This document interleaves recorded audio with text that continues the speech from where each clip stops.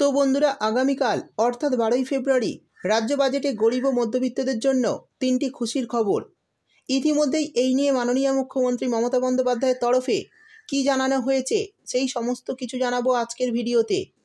তাই বন্ধুরা, ভিডিওটি একটু স্কিপ না করে পুরোটা দেখবেন। আর ভিডিওটি দেখার সাথে সাথে যদি আপনি আমাদের চ্যানেলে নতুন এসে থাকেন তাহলে ভিডিওর নিচে যে সাবস্ক্রাইব বাটনটি আছে সেটি ক্লিক করে চ্যানেলটিকে সাবস্ক্রাইব করে দিন। আর পাশে থাকা নোটিফিকেশান বেলটি অন করে রাখুন এই ধরনের গুরুত্বপূর্ণ ভিডিও সবার আগে পাওয়ার জন্য। তো চলুন বন্ধুরা, ভিডিও শুরু করা যাক।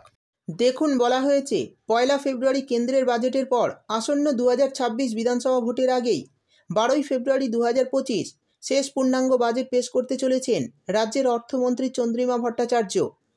তবে এই বাজেটে থাকছে সমস্ত গরিব ও মধ্যবিত্তদের জন্য একের পর এক বড় খুশির খবর।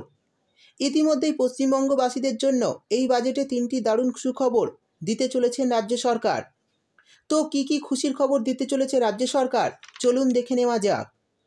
প্রথমেই বলা হয়েছে কৃষক বন্ধু প্রকল্পের আওতায় সহায়তার পরিমাণও বাড়তে পারে। কৃষক বন্ধুরা বছরে সর্বোচ্চ 10,000 টাকা করে পায়। এবার সেই টাকার পরিমাণ আরও বাড়তে পারে। গত বছর এই প্রকল্পে 8,000 কোটি টাকা বরাদ্দ করা হয়েছিল, এবার তা বাড়িয়ে 10,000 কোটি টাকা পর্যন্ত করা হতে পারে। তো বন্ধুরা, বুঝতেই পারলেন, বাজেটের আগেই অনুমান করা হচ্ছে যে কৃষক বন্ধু প্রকল্পে কিন্তু বরাদ্দ টাকার পরিমাণ বাড়তে পারে এই নতুন বাজেটে।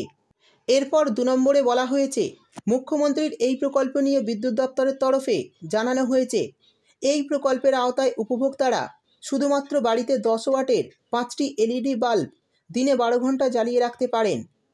সেই সঙ্গে বছরে তারা 300 ইউনিট আলো জ্বালাতে পারবেন।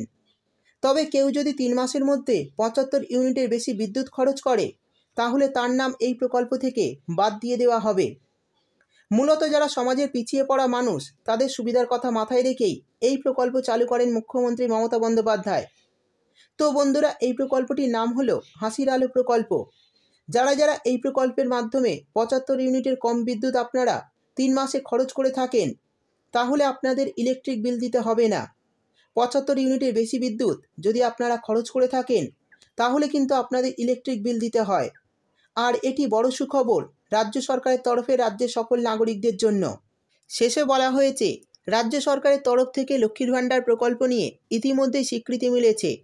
সূত্রের তরফে খবর, আসন্ন 12ই ফেব্রুয়ারি নতুন বাজেটে ভাতা 2,000 টাকা করা হতে পারে। তবে এই বিষয়ে রাজ্য সরকারের তরফ থেকে এখনও কোনো অফিসিয়ালি ঘোষণা হয়নি। অর্থাৎ আগামীকাল যে রাজ্য বাজেট পেশ হবে সেখানে যদি ঘোষণা করা হয় যে আপনারা লক্ষ্মীর ভাণ্ডার প্রকল্পে অতিরিক্ত টাকা পাবেন তাহলেই কিন্তু আপনারা পরের মাস থেকে ব্যাঙ্ক অ্যাকাউন্টে অতিরিক্ত টাকা পেতে শুরু করবেন। তার আগে এই সমস্ত প্রকল্পে কোনো অতিরিক্ত টাকা পাবেন না। তো বন্ধুরা, এই ছিল আজকের ভিডিও ভালো লাগলে ভিডিওটিতে একটি লাইক দিয়ে দেবেন এবং আপনার বন্ধুবান্ধবদের সঙ্গে বেশি বেশি করে শেয়ার করবেন।